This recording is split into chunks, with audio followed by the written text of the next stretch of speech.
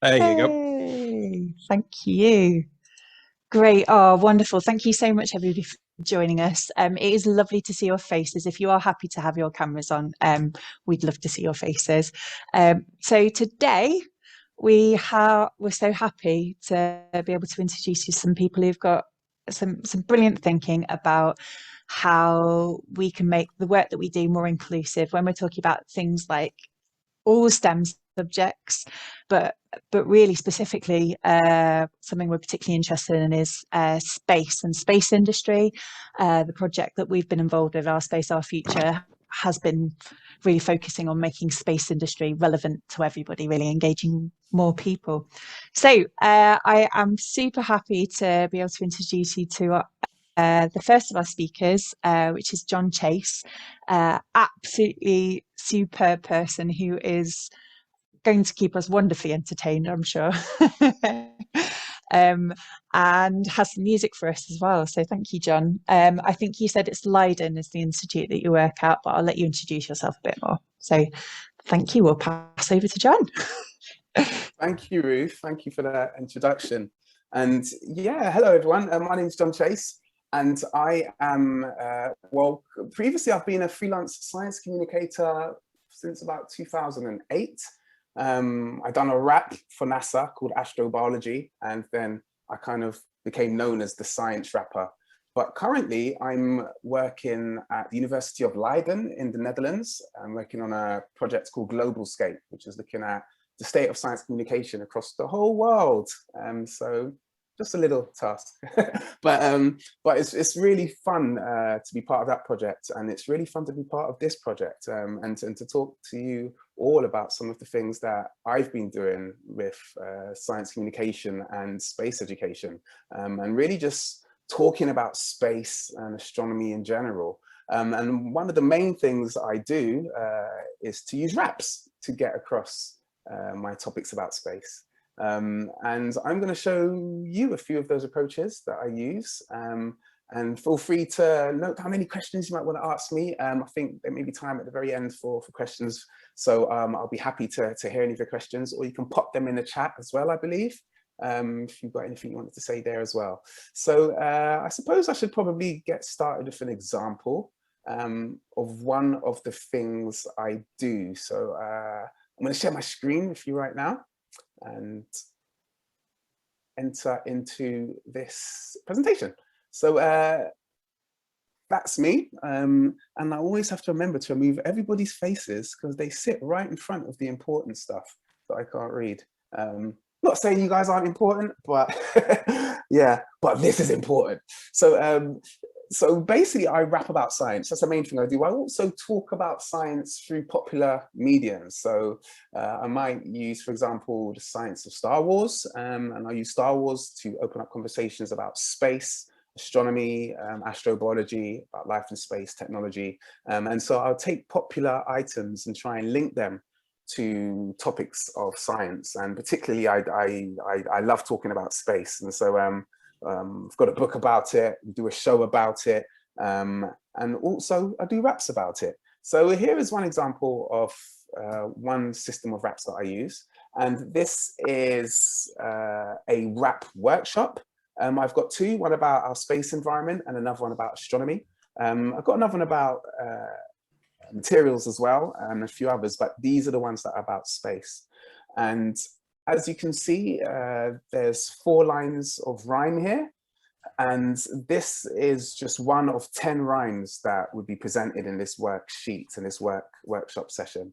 And what happens is they have the sheet in front of them, and they can look through it, and then they can read it and try and work out the answers themselves. Or when I do the rap, they could shout out the answers. And I say or, actually, it's definitely. What happens is I rap this along, and when I get to the very last line, where you can see just the dashes at the bottom, I leave it to the audience to shout out what the answer would be. And this particular approach is something that I've used mainly for Key Stage 2 and into Key Stage 3, and for family audiences. And the reason is that I've noticed there are different attention levels between the different ages and different engagement levels, and they want to engage in different ways. And I can't use the same raps for all audiences. The reason being is older audiences generally, if they're into rap or into the music or rapping at all, they tend to be more happy with the more complicated stuff and they can comprehend it and listen to it. But as they get a bit younger, I kind of have to use a simpler balance and cadence, and everything has to be kind of a bit slower and kind of targeted in a way that they can kind of appreciate, as well as families, including their grandparents as well. And I hope you'll get what I mean after I show you this example. So in this situation, I use the raps as a way to open up the topic. So once they work out the answer, oh, sorry, Catherine, I just heard you go. Apologies. That's all right. I thought it was a hint. All right. So I use it as a way to open up a topic. And in this situation, I won't tell you the topic because you folks have got to shout it out. So if you want to, you can actually unmute your microphones and shout out the answer, or just shout it out at home anyway and make everyone in your house think you're crazy. But here goes. So this one is a part of the astronomy workshop session. And I use this to open up the topic, like this.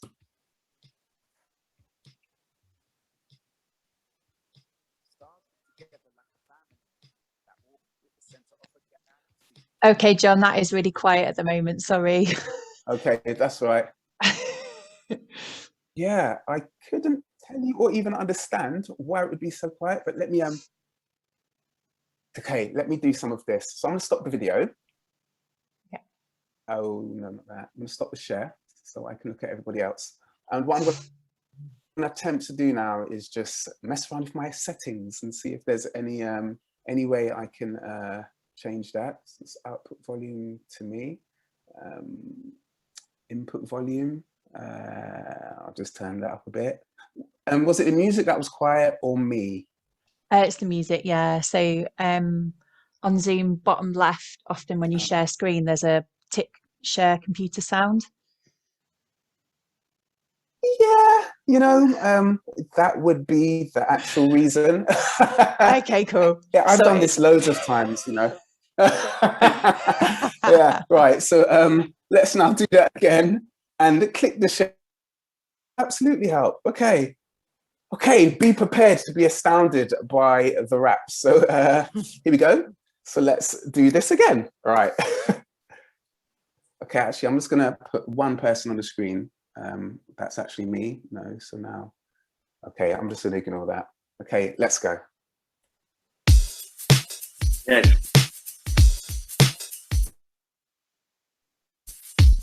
Stars live together like a family that orbit the center of the galaxy.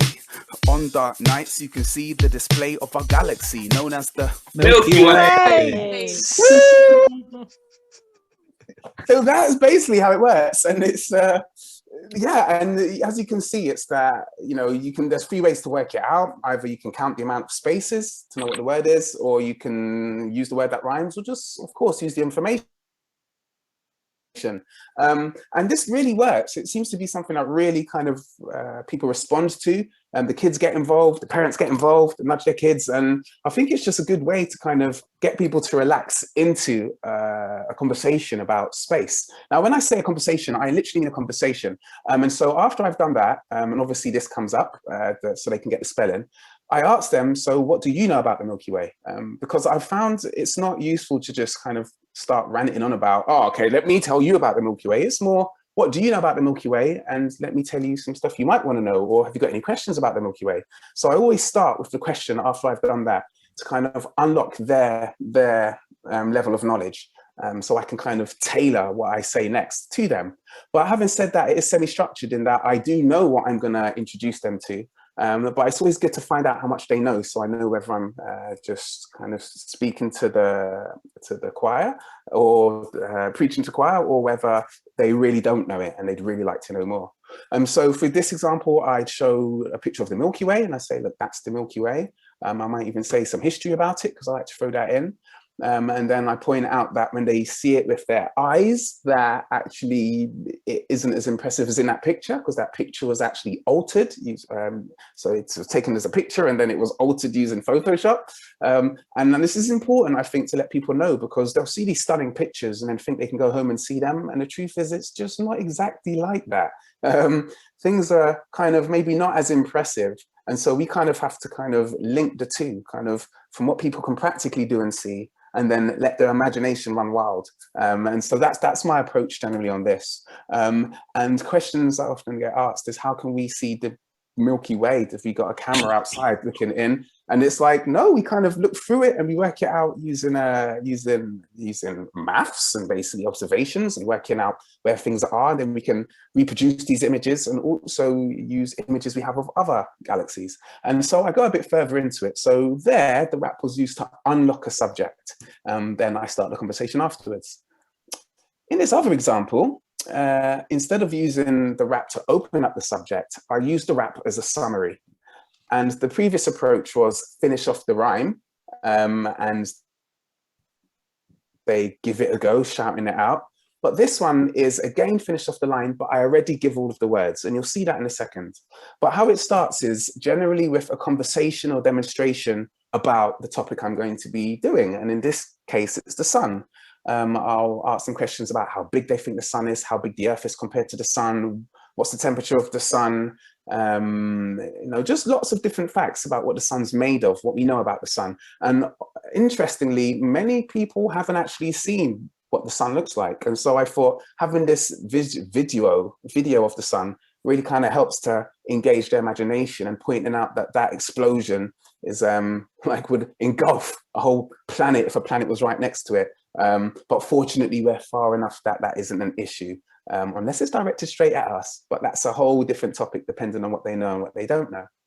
When I finish that, often I try to hit the targets that I will be talking about in the wrap, so that when I do the wrap, it is a wrap up. Sorry, excuse the pun. And I use it to just summarize the information that they've got. So I'm going to do this one now. I'm going to do this wrap so you can get an idea of it. And my wraps are full of facts. And so I just use this to summarize the information I've given them, but also to give them something that they can get involved with and engage with and shout out. And this works from groups from 10 up to 1700. I can do a whole school group doing this, a whole school doing these raps, and they can all just join in and shout out. But okay, so I'll give you this example. And normally I'd say join in on the words at the end of the sentence, but you don't need to, because there's an actual delay between my voice and you and hearing you. So I'll just go in and no need to respond on this one, unless you really want to at home. Okay, let's go.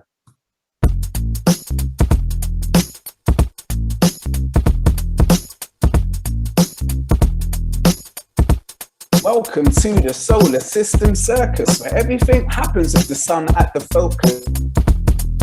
And even though we're the further out from the furnace, some bright sunlight scorches our surface. Earth gets energy as heat and light that's used by the plants and the rest of. And water is liquid, not steam, or at 93 million miles just right. All over the world we have worshipped the sun and looked at the place where it all begun. A total eclipse still amazes and stuns, but if you're caught in the shadow, you're the lucky ones. The very large telescope helps us to peer at distant stars that we can compare. But our sun is a billion Earths in its sphere, while living for 5 more billion years. Calling all space hoppers, now we're done. Cruising destinations around the sun. The tour is over, so it's time to run, because it's back to Earth in 4, 3, 2, 1. So that's an example of sun wrap, and that's used to wrap up a session. And that again works for Key Stage 2, but also Key Stage 3. And whereas the last one I think is more tailored towards Key Stage 2, this one, Key Stage 3, it appeals to them just as much. And the information that I go into is kind of suited to that level. And if I'm doing a live session, I just change my explanations to suit that age. And if it's a pre-recorded, then unfortunately they have no opportunity to change any of that. But people still send me videos and pictures of their kids joining in at the end of each line as well, which is pretty cool. Another thing I often do is I cover up the presentation, and then I ask them 1, 2, or 3 facts from the wrap and the information. So for example, I'd ask them, how many miles is the Earth from the sun? Or I might ask, how long will the sun live for? How long has the sun lived for? And so I asked questions like this just to gauge whether they were paying attention, whether they picked up anything. And often it works, but it's hard to say for a fact, because when you've got a group, a huge audience, you can never ask them all whether they got the answer, unless you get them to shout it out, and they never all do. So you find there is a proportion of people that do recall information and a proportion that don't. Okay, so the very last part is another version of doing raps, and this is for Key Stage 3 and Key Stage 4. So the last one was actually something used in a program called Space Hoppers, which was geared towards CBBC back in 2010. So the audience is roughly 7 to 12. Whereas this rap I'm about to show you now was used for BBC Bite Size. And it's a whole different process in that it is fully 100% educational. It is for educational purposes. It's to help people pass their exams and pass their courses at school. And it was part of a set of programs where I was talking about space. I think it's called John Chase in Space or something like that. But it's on the BBC. I think that it's available. If you put in John Chase space science, you should be able to find these videos and locate them. And I proposed that I could do a rap for one or two of the programs, and they said, yes, please, for this clip, we've got 4 or 5 minutes. We'd love you to do a rap, just a minute. And so here is a rap that I've used to convey some learning that is vital to the syllabus. And in this situation, the raps are used as a memory aid. If you learn the rap, it helps you be able to recall specific information. And the purpose of this is purely for that reason. And so you'll see what I mean when I do this rap, is that it's talking about an aspect that they can use to actually recall and pass a question, or to answer a question in their exam. And so I'm going to get on with it now, actually. I think I've got a few more minutes, and this is the last bit I'm going to show you. But just to show you, for example, how I might enter into this rap is that first I start off by talking about the stars, and noticing this picture of Orion that you can see the top left star is bright red and the bottom right star is blue. Stars have different colors basically, and it's represented by the surface temperature. And so I introduced them to the ideas of, this is what you can see with your own eyes. It might not look this brilliant, but you can detect the differences in colors. But these are all stars. They're similar stars, but they all form in a similar way, but depending on the size, they can have different paths. I then go into, how do they form? It starts as a big cloud of dust and gas, and gravity pulls it all together. It attracts and squeezes together. The pressure and heat rises. And then at a certain temperature, the star enters to nuclear fusion. It starts giving off energy. And that is when a star is born. And it enters what we call the main sequence of its life. And then it will stay there for a different number of years, depending on whether it's a bright star that burns really quickly, all its gases and energy, or a cooler star that might burn slowly and live for longer. And that's the main sequence. Then after it can go into a red giant, depending on its size. And so I introduced them to the idea, link it to the stuff they can see with their own eyes. And then after I've done all of that talking, for example, I might introduce like planetary nebulas, or planetary nebulae, what a supernova is, or even a black hole. And after I've described these things and engaged conversations with them and got them to tell me what they know, and also tell them some facts and some things they may or may not know about these things, then I summarize it with the rap. And so this was the rap that is actually on BBC Bite Size to this day. And this is about star formation.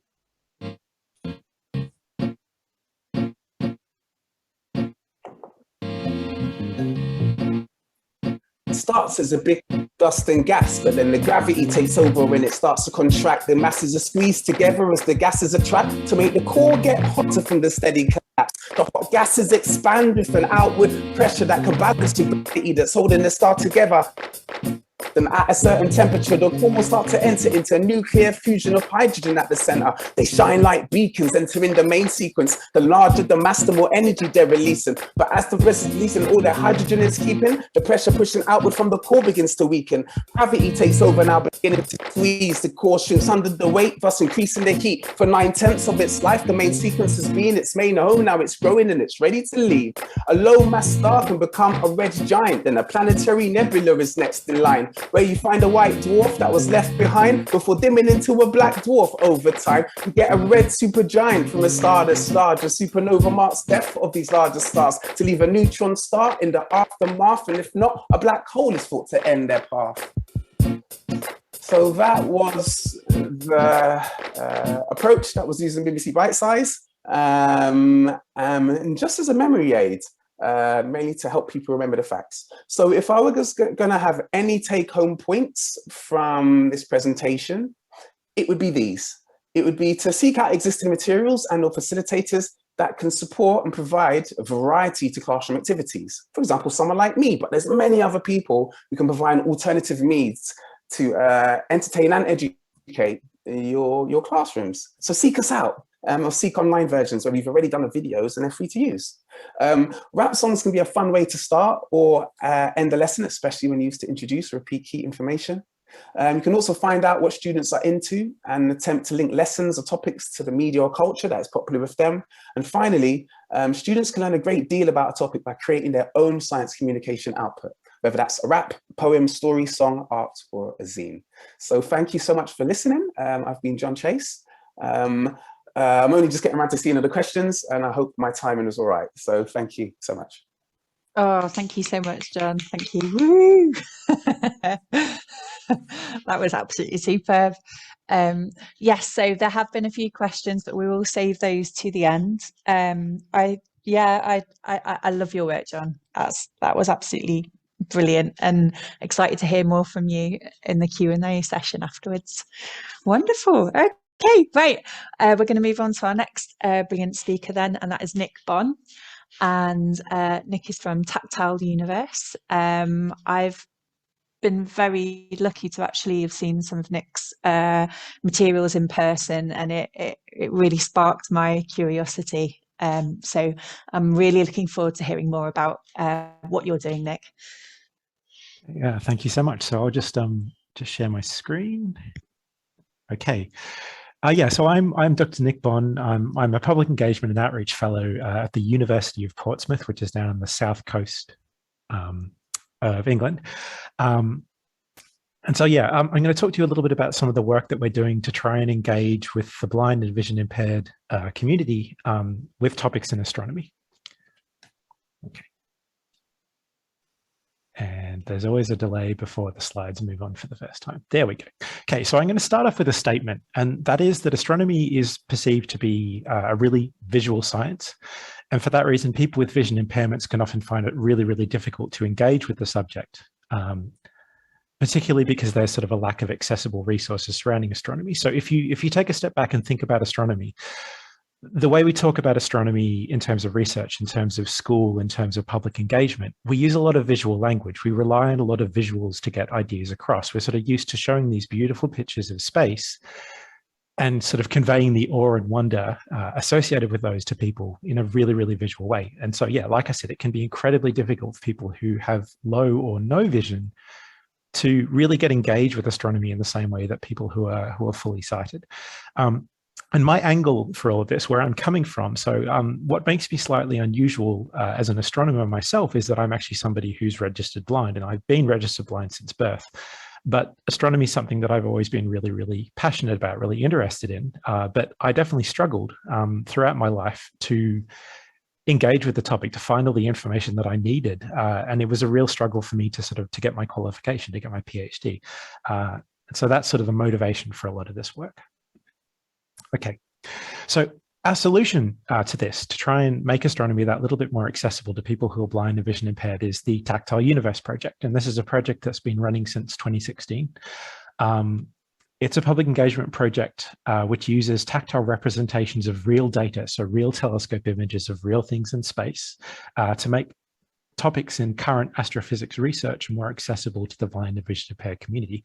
And so throughout this talk, I'm going to show you some of the resources we've developed. I'm going to talk about how we went about developing those resources, and I'm going to show you a little bit about how we use those and how you might be able to use those in your classrooms as well. Okay, but first, I guess it's worth introducing just the general sort of aims of our project. So what we really want to be doing with the Tactile Universe is to work with the vision impaired community to develop accessible resources for learning and research. We want to raise the aspirations and, I guess, interest in science of young people with vision impairments all across the UK and hopefully internationally. We want to demonstrate to other science communicators that there are different ways, more accessible ways that they can communicate their research. And we want to be able to help other science communicators do that more effectively. And last but not least, we also want to show people that when you make something more accessible for a specific group of people, you're usually making it more accessible for everybody. You're making that thing better for anybody who wants to engage with that. And I hope by the end of this talk, I'll have shown you that that's definitely the case. Okay. So I said that in astronomy, we tend to rely on beautiful pictures of space to talk to people and to get people inspired about the research that we do as astronomers. And so some of you might have seen this picture before. This is a beautiful galaxy called Messier 51, or the Whirlpool Galaxy. And so you can probably see why it's called the Whirlpool Galaxy. It's got this beautiful spiral shape. It really does look like something sort of swirling down a plug hole. But also this image just has a striking amount of visual detail. So you can see the feathering and the spiral arms as they wind out from the center. You can see sort of where there's gas and dust and all these different patches of stars that are being born, so stars as they die. You can even see maybe off to the side in the top right-hand corner where there's a little galaxy that's actually being gradually consumed by this much bigger spiral galaxy. So there's a lot going on in this picture, and it's really easy to cast your eyes over this, pick up all of that information. But it's a really, really difficult thing to describe to somebody who can't see that image particularly well or can't see that image at all. And so we came up with a really simple solution to this problem. What we wanted to do is basically come up with a tactile analog for a visible image that people could basically use their fingertips to explore, to feel, and get the same information that they would if they were looking at an image. So using a 3D modeling program, we came up with a way of basically using the dark and light in the image to create a tactile surface that people could feel.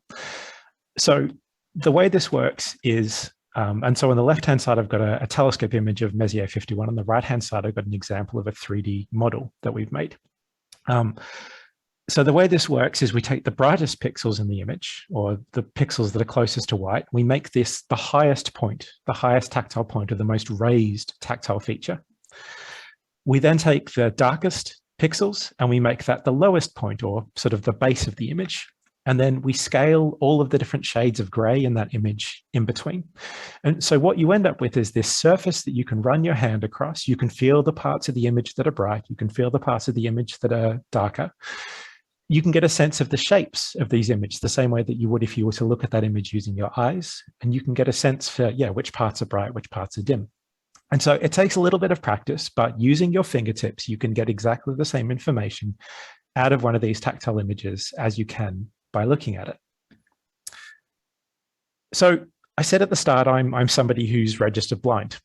One thing that you should be aware of course, is that people with any kind of, sensory impairment, everybody has a different way of doing things. Everybody has a different way of adapting, a different way of coping, a different way of functioning, a different way of doing the things that they do to basically get on in life. That can make developing resources like this really, really tricky, because what works for one person isn't necessarily going to work for everybody else. And so we realized really, really early on that we were going to need to involve as many people from the blind and vision impaired community as we could to develop these resources and to really make them work for as many people as we possibly could. So we started off really simply. We made models that were lots of different sizes, and we made models that had lots of different sort of tactile heights. So different levels of detail, different sort of tactile feels.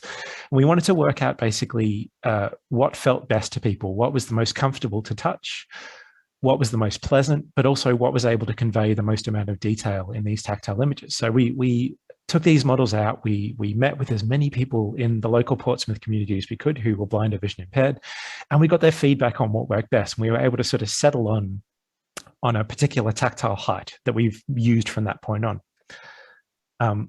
We also organized workshops where we took these models that we developed. We made models of a whole lot of different kinds of galaxies, and we talked to blind and vision impaired people about the kinds of research that we were able to do with those images. So what we were able to work out about galaxies, looking at images like these.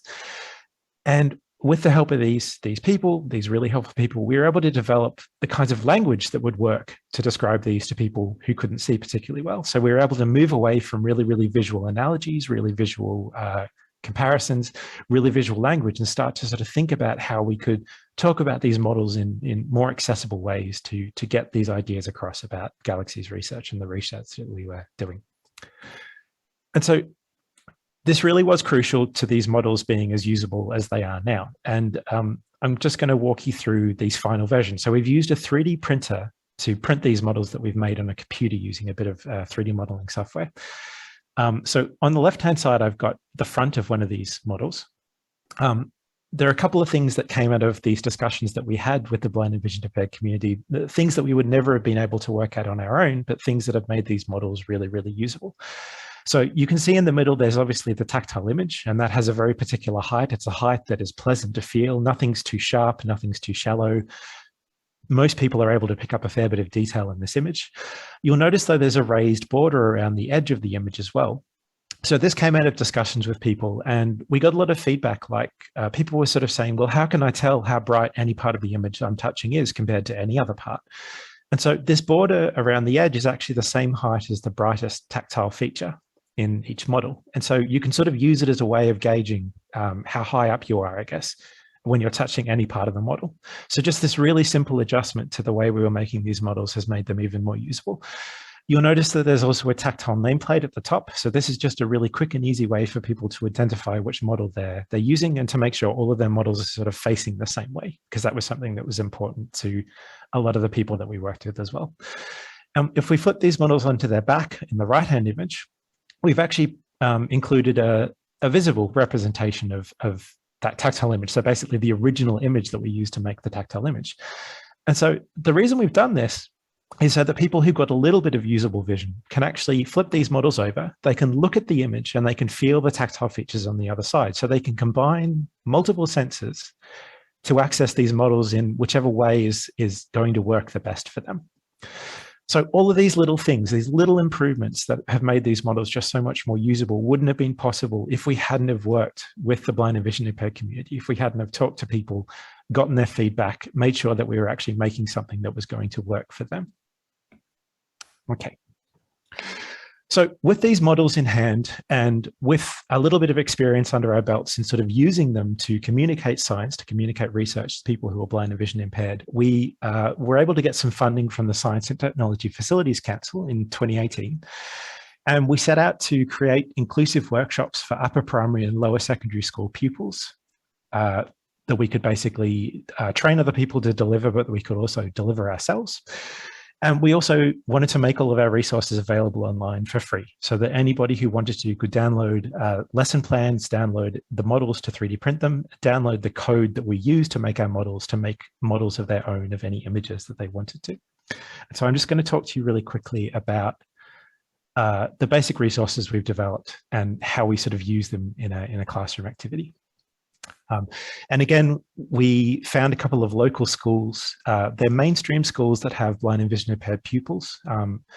That's actually the case in a lot of schools across the UK. A lot of the vision impaired students in the UK are actually embedded in mainstream schools. So they're part of classrooms where the majority of students will be fully sighted. Oftentimes, those students will find themselves working off to the side, doing things at a slightly different pace from everybody else, doing things slightly differently because they have to use adaptive technology, or they have to spend a little bit longer working something out. One of the big aims of these workshops was to make sure that everybody in the classroom, regardless of their level of vision, was working together at the same time with the same resources, doing exactly the same thing. So making sure everybody was on sort of equal footing. And so we went into this with that philosophy. we worked with local students, again, to sort of work out what kinds of language we needed to use, how we could describe our models the best way that they would understand, in ways that they would understand. Okay.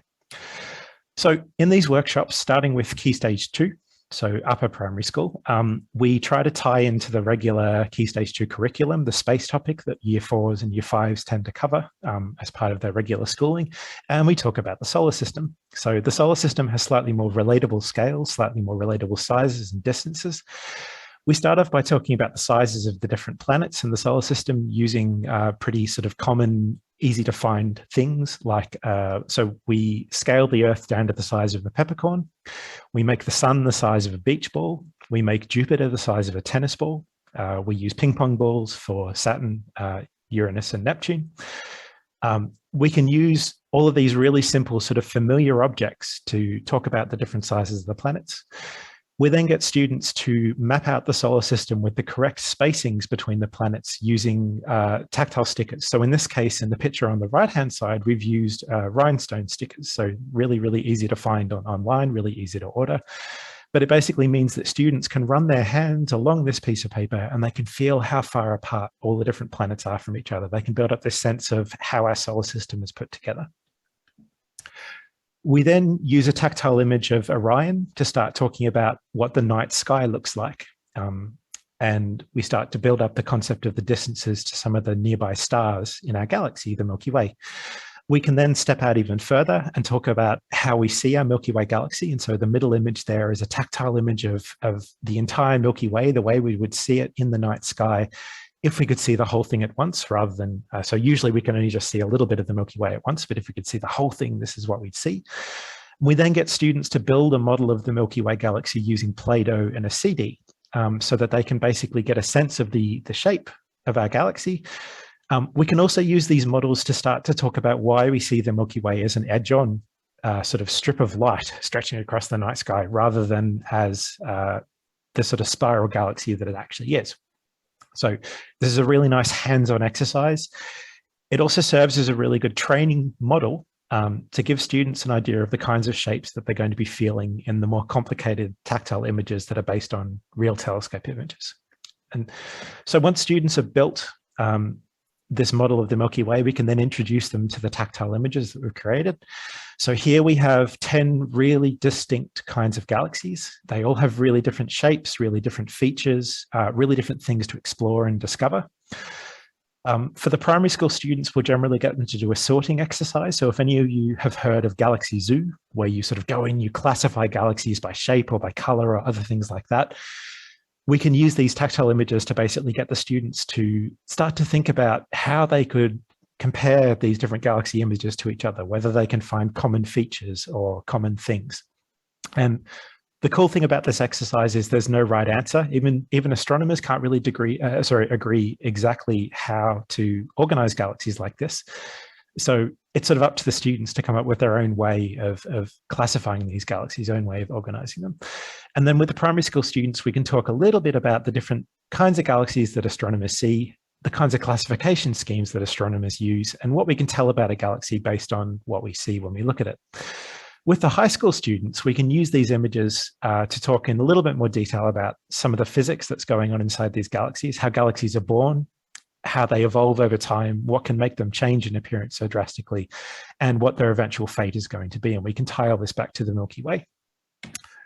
Last but not least, we can also talk about color. And we do this in a little bit of a roundabout way. So obviously color is a really, really visual concept. What we do though is it's actually a lot easier to talk about the physics behind the color of these objects. So when we look at galaxies using telescopes, we actually use special filters that isolate particular colors of light. When we see full color images of galaxies, like the one I showed you at the very start, those are actually stacked images where we've taken red filter images, blue filter images, and green filter images. We've stacked those together and we've made a full color image. So telescopes on their own won't actually see full color. They will only see these particular wavelengths of light. So we've actually taken these images that emphasize the blue light or the red light, and these actually emphasize different populations of stars in these galaxies. So the image on the right-hand side is the blue light image. You can see there's a lot more detail. There's a lot more just stuff going on in that image. This is mostly picking up the really young, really hot stars, the stars that have probably only just been born and will probably live incredibly short, incredibly violent lives. The image on the left-hand side, you can probably tell is a lot smoother. There isn't quite as much going on, but you can still see that basic spiral shape. This is the red light from that galaxy, and this is usually from the much older, cooler, redder stars that have sort of been there for a lot longer. They're sort of the backbone of the galaxy. They're the stuff that's been there for billions of years. They're the stars that will probably still be there in billions of years' time. So we can use images like this, and we have color images for each of the different galaxies that we've made models of. We can also introduce the idea of color, and we can get students to start to try and sort the galaxies based on which colors are easier to feel, which color images pop up more or pop up less. So all kinds of things like that. It's sort of up to the students to decide what way they want to sort these images. And so last but not least, and I've kind of touched on this a little bit, the language that we use with these models is really, really important. So these models on their own are a great resource, but unless we pair them with accessible language, they're not going to be particularly useful. And so the example that I've already talked about is color. We can't just say something's blue and expect a student who's completely blind to understand what we're talking about. We need to actually start thinking about the physics or the physical reasons that that object is the color that it is.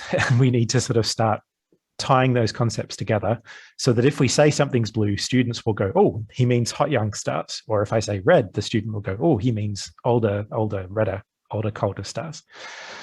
The other thing too is to be a little bit careful about the analogies that we use to describe these things. So galaxies are these big sort of collections of gas and dust and stars, all held together by gravity. That first beautiful full color image I showed you was of the Whirlpool Galaxy. Obviously, we can't say that that looks like a whirlpool because you can't physically touch a whirlpool. There's no way for somebody who's completely blind to really understand the shape of a whirlpool unless somebody spent a lot of time describing it to them. We could say, for example, instead, we could describe a spiral. That might be one way of doing it. We could instead maybe use something like a pinwheel. So the things that you can sort of blow that spin around as a way of describing the shape of this object. We could also talk about clouds, because even though you can't necessarily reach out and touch a cloud is a concept that a lot of vision impaired students will be more familiar with. Clouds are also something, believe it or not, that you can walk through. So if you've ever stepped out on a sort of cold, misty morning and you felt the raindrops or individual little droplets of water that make up the fog striking your face as you walk, you're walking through a cloud. And so you can use the analogy of walking through fog on a cold wintry morning as a way of talking about the way that a galaxy is put together, the sort of shape of a galaxy. So yeah, even though these models are great, we have to be a little bit careful about the language we use. We have to think a little bit more carefully about the analogies that we use to talk about these.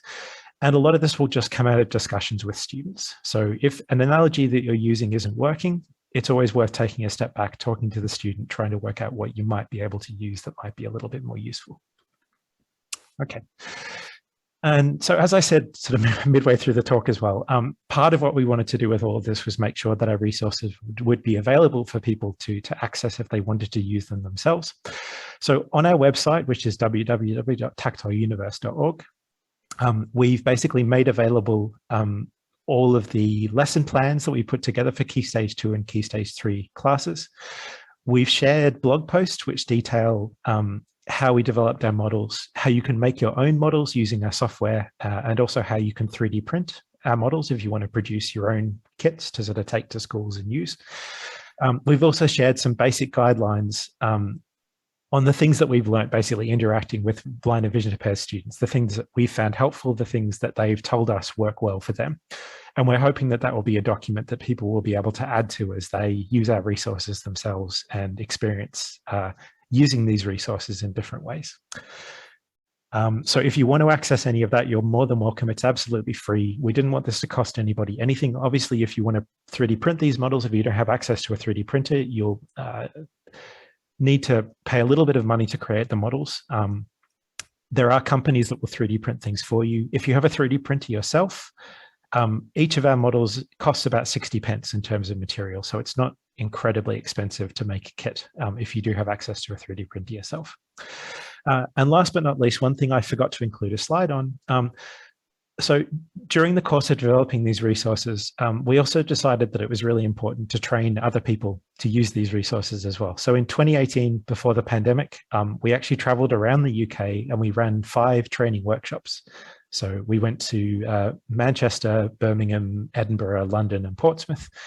And we basically trained up teachers, science communicators, outreach officers, researchers to use these resources with their own vision impaired communities to basically help us get these resources out to people, get people using these resources.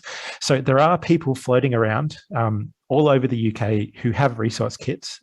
We can possibly connect you with those people if you don't feel confident delivering these workshops yourself, if you'd rather that somebody came in and did that for you. So that's definitely something we can help you with as well. Okay, and this is just a couple of different ways that you can contact us. So we have an email account, we have a Twitter. If you have any questions about what I've talked about today, if you want to use our resources, if you want to find somebody who can deliver the resources in your local area, we're more than happy to help you as much as we possibly can. And I have no idea how close to time I am, but yeah. That perfectly bang on time. Fantastic. Oh, round of applause for Nicholas. Amazing. Thank you. That was superb. I am totally in awe with the amount of development that's gone into this and seeing how it's evolved, the project, and how willing you are to share that with other people. I think that's really, really admirable. We've got lots of people in the chat who are giving you a huge thank you for what you've been doing. And I need to mention Helen Mason has put a message in here saying congratulations to the Tactile Universe team for the RAS Annie Maunder Medal for outreach. Brilliant project. That's wonderful. What does that recognition mean to you? That was a really wonderful surprise. Oh, my camera's gone really dark for some reason. I'm not sure why. I think being recognized like that, it does mean a lot to us. I think the work that we're doing is really important to us, but it's always really nice to know that it's important to other people as well. And no, we hope we can keep helping people basically and finding new ways that we can communicate astronomy and make it more accessible to wider audiences. Yeah, brilliant. Oh, thank you so much, Nick. So we'll look forward to talking with you a bit more in the Q&A at the end. And that leaves me the pleasure of introducing 2 people, technically. I'll let Sharon introduce the next person. So I'm introducing Sharon, and we've got another wonderful about 20 minutes of some brilliant content. And then we'll be opening up to question and answers. Thank you for all the questions that have gone in the chat already. Feel free to add more. Okay, thank you, Sharon. No worries. Thank you, Ruth. And happy International Women's Day to you as an inspirational leader in the field of STEM communication. Yeah, great. And also to everyone out there. So I'm Sharon. I'm the CEO at the UK Association for Science and Discovery Centres, but I'm actually here with a different hat. Which is as a founding director of Exploradome and as a lead partner in the pan-European project Our Space, Our Future, which brings you this webinar, in fact. And the aim of this was to, the aim of Our Space, Our Future was to enable a far more diverse breadth of young people to feel that space science was a realistic and excitable aspiration for their future. So making space science relevant. Okay, so we were all on a bit of a mission to matter. And each delivery partner, so that was in Denmark, we had Planetarium. In Portugal, there was Nucleo. Italy was Sequadro. Wales, Science Made Simple, Ruth, of course. And England, which was Exploradome, which is where I came in. We took a really critical look at our own catchments to get an authentic understanding of what diversity meant in terms of our own sort of underserved audiences. And this took place right at the beginning of the project to try and avoid one of those kind of homogeneous diversity tick list approach, so to speak. So to really ask the question, who is being marginalized, who isn't receiving the provision, who doesn't feel that space science is anything relevant to them, who might really benefit and enjoy this resource, you know, which had this opportunity to be hands-on and interactive and extracurricular and inspirational and bespoke to the needs of the students. And out of the schools that we as Exploradome were most privileged to partner with is Notton House, which is a residential academy in the southwest of England, who work with students aged 8 to 19 with social, emotional and mental health needs, with speech, language and communication needs, and students also on the autistic spectrum. And so I'm not here to talk about it, because working in partnership with experts such as Anton, who is here to talk today, was invaluable to tap into that very deep expertise and experience. You don't have to be brilliant at everything yourself if you have some great partnerships and relationships. And so it was great for us to be able to ensure that for the limited time that we had, we did our best for the students and for the school. So with no further ado, I'm going to pass you over to the expert here to talk about science education through a trauma-informed lens. So understanding adverse childhood experiences and working from the foundational belief of redeemability with their students. So Anton, the floor is yours. Hello, everybody. Happy International Women's Day. Yeah, so I'm Anton Brooks and I am a special educational needs teacher. I've worked in the mainstream setting as a secondary science teacher for many years and have recently transitioned into primary probably about 4 years ago, and as a special educational needs teacher teaching maths and science at secondary level. We do have children with quite complex needs. They have special educational needs, speech and language and communication needs. We have kids with autism, and all of these sort of detail is located on our school website. There's also another aspect of our work, which is that our students are just in line with society, really, have experienced trauma. As a mainstream teacher, you would differentiate for the special educational needs and, make the communication needs in the room available so children can access your lesson. But trauma really has quite a complicated way of being in the room as a teacher, facilitator, communicator. And actually, if you look through a trauma-informed lens, you can use that to differentiate to your learners' needs. I think Nicholas Bonn touched upon it earlier in his chat about enabling environments for blind learners or visually impaired learners. When you have an intervention for a specific type of person, it benefits the whole of society. So you can actually, it improves the quality of learning. When I talk about trauma, I'm going to show you some slides, and these slides are a mixture of stuff that I use to engage learners with, but also tools that I use to measure the room and find out, sometimes with traumatized people, they are in constant flux. So it's quite hard to kind of understand what to do next, because it can also be quite a challenging environment. So I use a range of different tools that I'm going to share with you, and also a few posters on my prep room wall that basically inspire me. So I'm going to share my PowerPoint with you.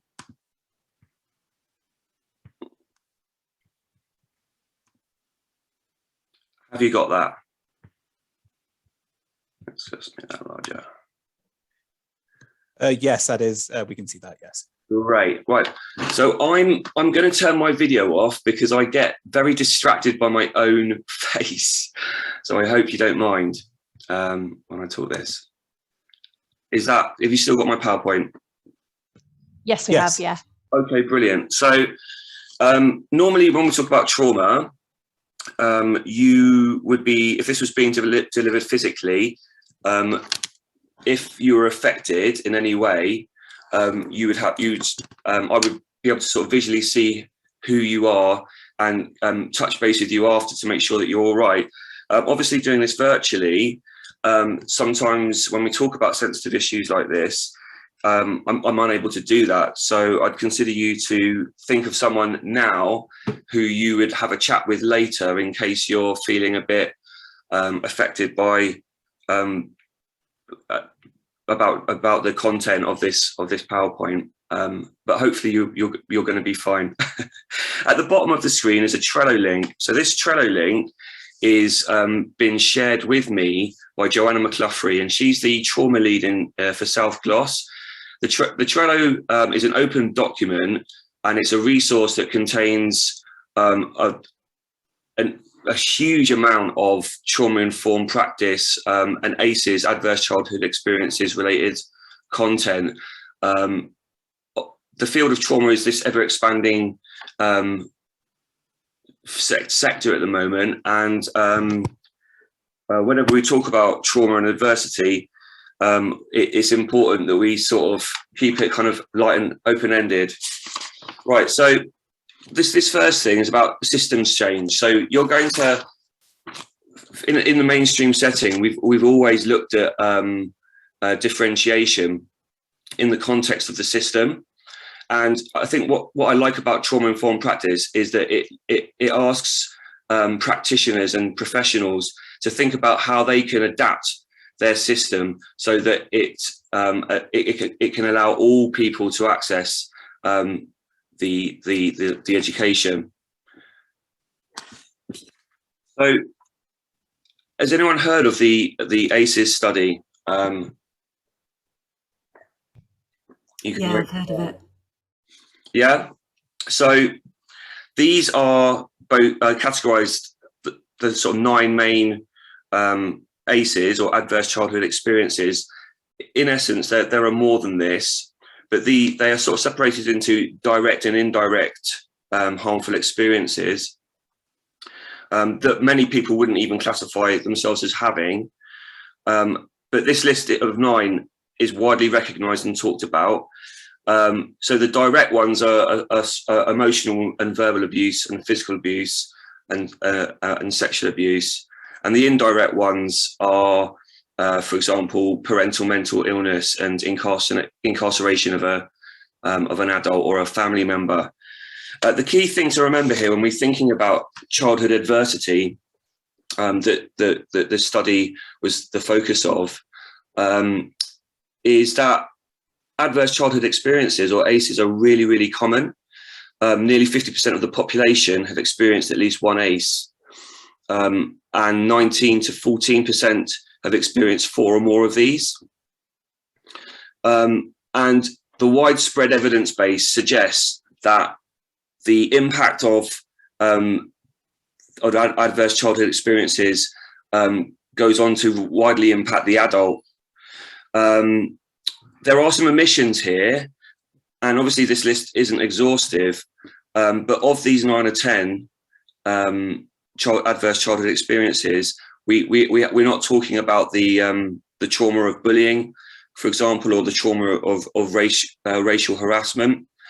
I think Black Lives Matter really highlighted the need for more of an awareness around cultural trauma associated with racism and discrimination. And I think, you know, as a teacher in a special educational needs school that deals with kids with social, emotional, mental health needs, who are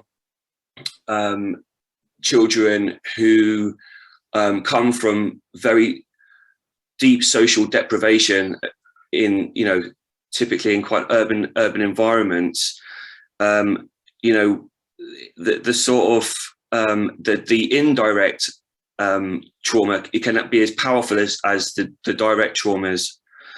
But the ACEs study has been really useful for bringing all of this to our attention as educators. And the tone, it isn't exhaustive, and it can be interpreted as quite deterministic, which is not the case. You know, if you think about what fits and what works for one person or one organization, it might not suit everybody. You know, this image I like, it's a picture that goes on my wall. You know, it's how's the mud? It depends on who you ask. You know, we all go through things differently. We're all equipped with different resilience factors. And I think the COVID-19 pandemic has been a classic example of this. For some people, COVID-19 pandemic has, you know, been a sort of a mix of the best 2 years of ever. You know, no panic attacks, no going to work, no bullying, no over socializing. You know, introverts you know, will sort of be understanding and relating to that. I've got a kid with autism who described the pandemic as a breath of fresh air. This meaning that everybody was on the same page as him, you know, speaking on in chat rooms and, you know, not really going out and doing much, which was quite funny. For others, it's a totally different situation. It's the same storm but a different boat. The COVID-19 is a collective trauma that we've all been experiencing, and it has really affected my job teaching students with fragmented learning. I think now we're looking at a wider definition of diversity. You know, one of the main first observations was that the COVID-19 pandemic had really highlighted the social inequality, and it gave us this sort of prevailing sense that the gaps were widening. You know, COVID-19 would affect people who, in my setting at school, are in, you know, situations or family dynamics of bereavement and financial hardships, domestic violence. You know, there's a dearth of complicated safeguarding need with the young people that I work with, but that is totally proportional to society. So it's not, you know, it's widely understood that we have to offer young people a recovery curriculum as part of the COVID-19 response, and working with traumatized people and working with young people in general. My practice has part of my COVID response, and part of my recovery curriculum has been using a trauma-informed lens. So, you know, this is a diagram that I stick on my wall to remind me about how to teach. You know, when you look at the child's brain development, and this is simplistic neuroscience, this is totally dumbed down, but illustrated on your screen is the brain that's organized in a hierarchical way, developing from the top up, developing from the bottom up rather. And what you have here is the brain stem, so the first part of the brain that houses many of the control centers for functions such as swallowing, breathing, food, blood control, blood pressure. Second part of the brain that develops is this limbic system. So the limbic structures are associated with memory processing, emotional responses, fight or flight responses, aggression and sexual responses. In summary, the limbic system controls communication of all types. And then finally, you've got the cortical brain. So this is the thinking and planning center. The brain cortex is organized regionally, based on neurological functions such as sensory, motor, vision, hearing, taste, memory, and attention. And hundreds of studies have shown that children who suffer many adverse childhood experiences or developmental trauma essentially suffer damage to a part of the brain. So depending on at what stage and how, on what frequency that trauma occurred in, it kind of affects how you should be teaching that young person. So a lot of the children I meet when on a sort of daily basis as they walk into my classrooms are in a hyper-aroused state. So this illustration shows the survival loop. And what you have is children walking into a room, and their brainstem, the primitive part of their brain that is responsible for the fight, flight, and freeze response is really active. And that's because that adaptation to trauma has kept them safe. It's just that the traumatized child is not transitioning into a dangerous environment. And when I say traumatized child, I mean a child that has been who continues to organize their life and their environment as if the trauma was still occurring. So when they walk into a safe, calm learning environment, their brain is still firing and telling them that they need to run away or fight or freeze. And that's to a normal cue, not a danger cue. So they can't take any information in at all because they're still operating within their brain stem. Yeah. So what you need to do is you need to speak and teach to the brain stem. The trick with that is to try and regulate and almost soothe that young person into by providing an environment that they can predict. Whilst they're stuck in this environment, whilst they're stuck in this survival loop, they can't secure any attachments. They can't manage their own behaviours. They can't reflect. So, you know, teachers historically, and I've done this many cases myself, will be handing out a worksheet or a starter, and I'll have someone burst into my room, and I'm expecting them to use the sort of the cortical aspect of their brain straight away, or even the attachment, which is, you know, me sort of offering some friendship or some relationship. But actually, what they really need is they need a sensory and motor input regulator. So this is the main thing that I've actually picked up as a special educational needs teacher, is that the learning has got to be differentiated in a way that enables someone who is having a fight and flight response to access the classroom learning. So the key.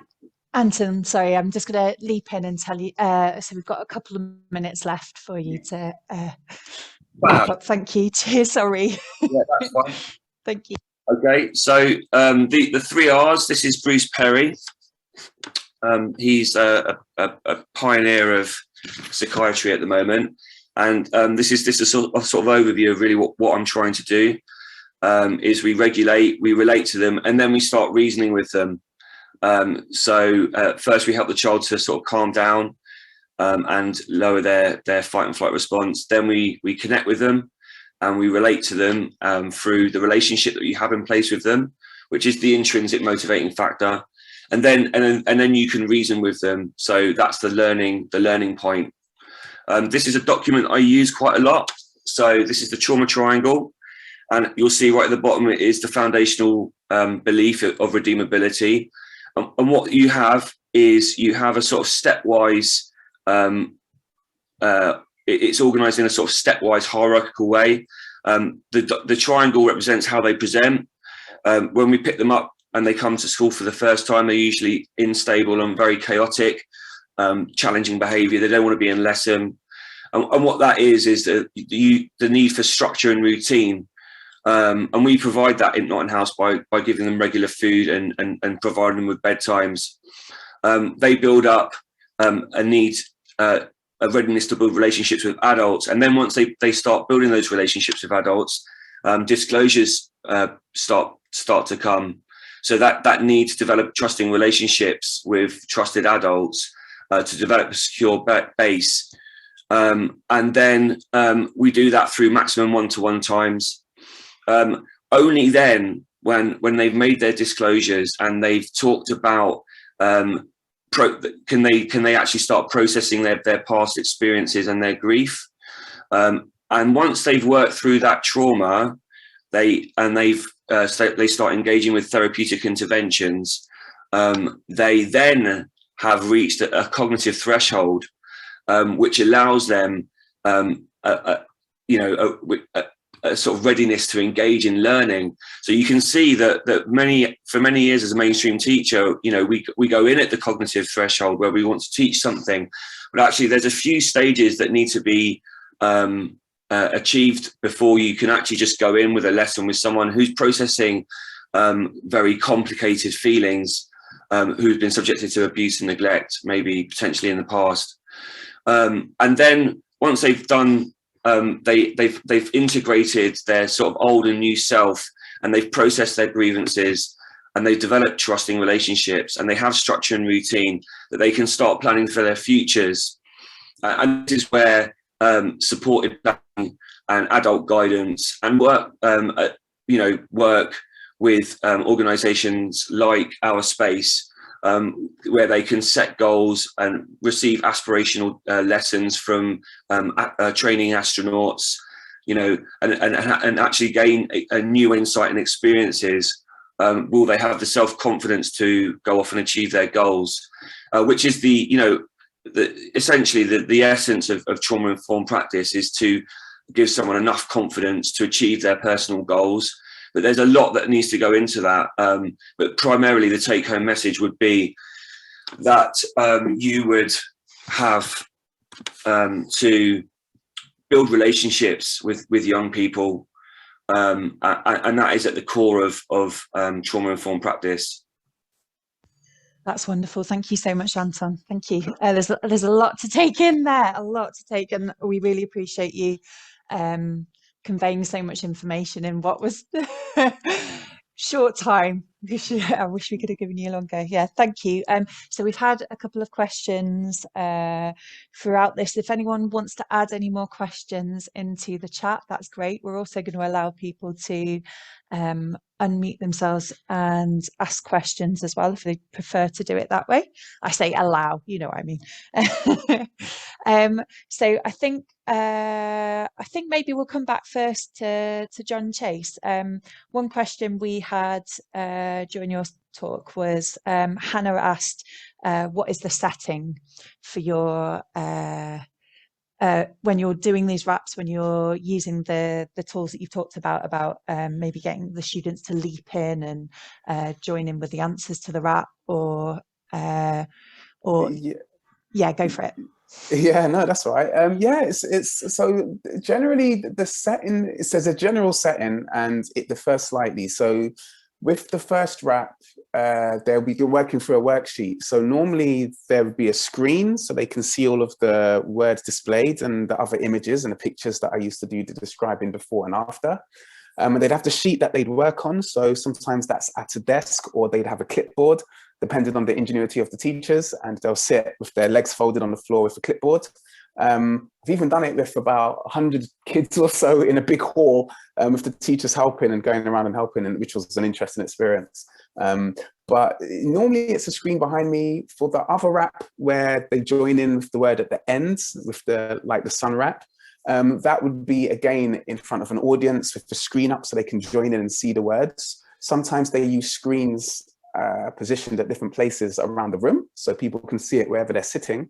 And for the final one, normally that's me performing maybe on a stage to a group of individuals, and that would be normally just me, just rapping and talking. And as we've just put in this slide, also I sometimes do festivals. I often do festivals where there is no screen. And so with that, it's just all me rapping to the audience and using my hands, body, and whatever I can use around me to help convey the particular topic.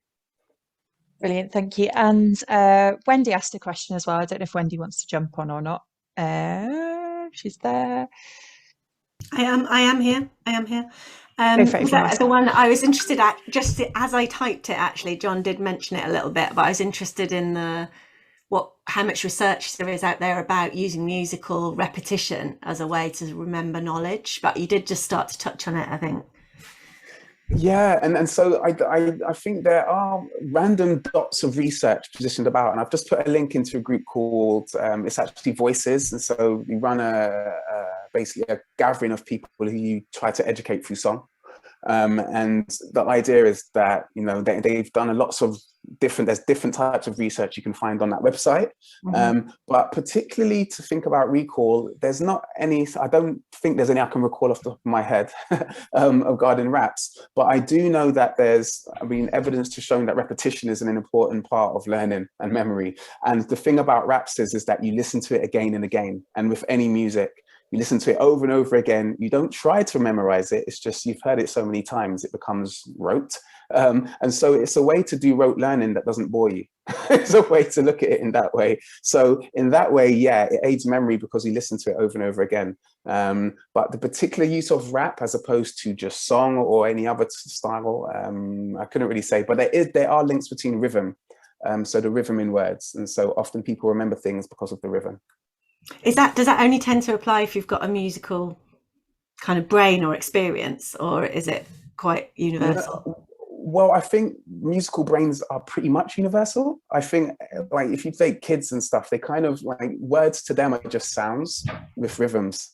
And each different country or language has its own lilt and its own rhythm to its language. And kids grow up to kind of pick this up. And so you'll find is that the musical element, I don't know about the higher levels of music, but the basic ideas of rhythm, tempo, these are kind of universal because it's how we need to learn language. But it would be interesting. Yeah, there are other ways I can look at it. But yeah, that's a different conversation. My extra thoughts. So. Brilliant, thank you. Chris, do we have any questions? Were you sent any anonymous questions for John at all? No, we haven't had any anonymous questions coming in, but I did have a question for Anton about practitioners like science communications coming into a school such as yours. Would you give any advice for how they would approach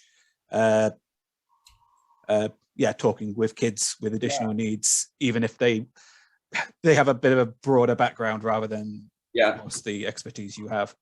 Absolutely. So I think the first thing to do is, if we think about the 3 R's, was to relate. So to try and strike up a rapport with the young people that you're trying to communicate or facilitate a session with, and let your personality shine. A lot of professionals that come in, because they are doing a job and, you know, money's involved, they kind of go down a professional route that sometimes can put a bit of a distance between the target audience or the young people involved. Young people love being young people. So some of the times they hate it. But there's a certain knack of talking and pitching a session to somebody who is of that age. Another thing, I suppose, is the use of sort of visuals. Sometimes imagery is a very powerful way of communicating. And when you are trying to present information, the information should always be backed up with some sort of visual support. The more thought-provoking, the better, really. It's nice to see the way that music is involved in communicating complex physics to Key Stage 3 students, for example. And anything that's creative will always be appreciated. So creativity, relationships, and any kind of visual support would be my top tips. Great, thank you, Anton. Nick, I was wondering if you might be able to give us a bit of advice. You said you were speaking about how important it was to really ask the community, to engage with the community, because everyone has different needs, to to hear their voices, to shape what you're going to do with them. So someone thinking about wanting to use this strategy, as everyone really should, have you got any advice for how to go about that? Because that feels like one of the hardest things is reaching those people in the first place, to hear their voices, to hear their experience. Yeah, so we got lucky, I guess. So because I'd already started to look into this for personal reasons, I guess when I moved to Portsmouth, I was aware that there were sort of support groups around Portsmouth that ran sort of sessions for blind and vision impaired people. So we actually connected with one of those. They did a monthly session at one of the local libraries where they'd sort of listen to presentations or do activity sessions or other things like that. So we were able to sort of shoehorn a lot of our initial test sessions into the sessions they'd already scheduled. So yeah, I mean, it depends on who you're trying to reach, but definitely talking to local sort of support groups is a really good place to start. There are also sort of larger national organizations. So in our case, groups like RNIB are really, really invaluable because they can help us network with either the educational sort of groups that we want to talk to or the support groups that are in different parts of the country. In terms of local schools to work with, so most schools, if they're mainstream with students who have SEND sort of requirements, there'll be a couple of schools that'll have provision for SEND. So they'll basically have a little bit of extra funding or a few sort of teachers who are a little bit more equipped to help students. And so they'll tend to attract slightly more students, I guess. So again, we were able to identify the schools like that were closest to us, where we were likely to find slightly more students with vision impairments, and we were able to sort of approach those and build up a relationship.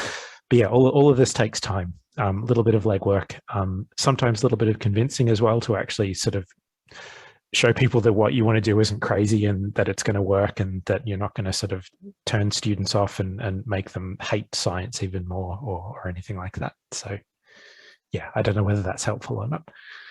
That's great. No, that is great, definitely. I'm opening up the floor to anyone who has any questions. I have one more that I want to ask, but I don't want to hog it. I'm not seeing anyone raise any hands or anything in the chat at the moment. We do have one question from Catherine. Oh, go for it. Go on.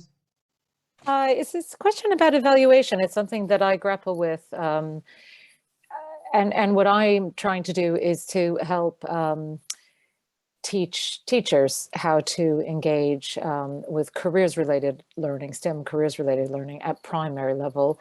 And it's quite difficult at primary level, I think, to do evaluation if you're not the Department for Education and can't, track their unique pupil number over some longitudinal study. So it was just any advice that any of you might have had, particularly with the specialized audiences that you're working with. How do you measure impact, or how do you monitor whether you've actually been effective in your intervention? Who would like to speak on that? John, Nick, Anton? Oh, John's put his hand up first. Yeah, no, that's a great question, Catherine. And it's something that has bothered me since I started doing it, or maybe like a year afterwards, when you get called into schools and you kind of have to question what were the goals of the teachers for bringing me in. And I think to evaluate anything, you kind of need to have an idea of the goals and the objectives that are intended. And I might have my own goals and objectives, but the teachers have their own goals. And I found, cheers, David, I find that when you go into schools, sometimes you're doing something and you're thinking, oh, that didn't go the way I want. And they said, they all had fun. I'm happy. They haven't had that much fun in ages. And I'm like, yeah, but did they learn something? And so I adjust my technique and my approach to kind of grab piecemeal chunks of what I call quick evaluations, like short evals, where it's just, did they get it? Let me ask the question. Sometimes I've asked them a question before. So I've adapted this approach for high school, where I ask 3 questions beforehand and I say, do you know what this is? What's that? Can anyone tell me what this is? And it's kind of one hand or not really. And I do the rap. Then afterwards I goes, all right, who can tell me what this is? And then they're all like, yeah. But I realized that that's also a thing where I've primed them for the information they need to take home. And so there are different approaches you can look there. And one thing would be, if you want them to learn something specific, then prime them to what you want them to learn, give them the material, and then they'll be able to recall it. But whether that's recalled a week later, a month later, 2 months later, is not known. And this is the eternal problem with all of science communication, in fact, and public engagement. How do you evaluate things effectively to be sure of what for your intervention is actually working? And to be honest, we're still trying to work that out. And so my answer is, well, really, I don't really know. We try little tests, but in most cases, it's just you go in, the kids smile, they have a good time, the teachers say they loved it, they were inspired to do some art or to do some raps. And inspiration is one way I kind of measure it, but it's not formally measured. It's just they wrote some raps.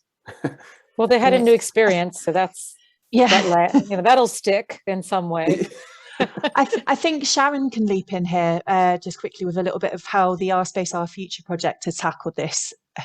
Yeah, we've had a whole research project attached to this project. So we actually did evaluation as baseline, and we used postcards. Some were sort of simplified for different audiences, which looked at interests and how the students saw themselves, whether they were interested in space science, whether they saw themselves as able to do it, wanting to do it, confident to do it. I would say that, and now our researcher, Sophie Bartlett, who isn't here at the moment, is crunching through all the data from the post-evaluation to see if we have actually made a difference. So that's been very rigorous. I would say, though, with the 3 or 4 schools we work with, which were more SEN schools, it was kind of unfair, even though the postcards were quite simplified, to get the students to do this. We got some great sort of results, but the best way to see impact was actually for Sophie to talk directly with our partners, to talk directly in focus groups, and get some qualitative and talk with Anton and people like Anton, the teachers, on what they felt, because they know the students, and I think that was a better way of approaching the evaluation in these particular schools. So, I'm going to stop talking because it's 1:30. Well done, Sharon. Yeah. Thank you. In the chat, we've got we've got Sarah Birchall, who's put in something about using the visual methods, visual feedback methods. So have a look in the chat for that as well. We will hang around for a couple of minutes now, I think, but this is formally, I'm so sad to do this, draw a close to this meeting. We are so grateful to everyone who's been able to join us today, and for our experts to open our eyes up to some challenges that are out there, and maybe some solutions as well. So thank you to all of you. Chris, have you got anything you want to say? Just want to reiterate that I want to say thank you to all our speakers. So thank you to John, thank you to Nicholas, thank you to Sharon and to Anton, and also thank you to Ruth for moderating so well. And thank you everyone for joining us today. And yeah, it's been a really fruitful conversation. I've been updating the Padlet, and I've been updating our social media. So keep an eye out there for some additional resources. And yeah, there's going to be a very quick voluntary evaluation just right here, right now. If people have 5-10 minutes, just spare. No judgment, no implication that you have to, but if you do have the time, that would be great. Anton's quickly put his hand up, so I don't know if he just has something that he would like to finish off with. Just to thank everybody. I also wanted to remind you guys to check out the Trello. It's a fantastic resource. I have added it to the Padlet, but it's a little bit hidden there. It hasn't really, the Padlet hasn't really picked up on, it's similar. So I think it's kind of spitting its dummy out a little bit with that, but I'll try and add it to some other places as well. Thank you for that, Anton. Thank you. Yeah. Yep, Sharon and I have both posted it in the chat as well, the link to it. Brilliant. Okay. So yeah, that's the evaluation then, Chris. It'll be posted up, it'll be done on mobile phones, but I'll probably stop the recording now, and yeah, we'll let people go if they need to go. So, but thank you everyone for joining us, and yes, hopefully see you all soon, and let us know if you have any resources that you'd like to share. I'm the social media person, so send me a message, it'll all come to me in the end. Thank you everyone for joining us, and thank you again to Ruth for moderating. Thank you.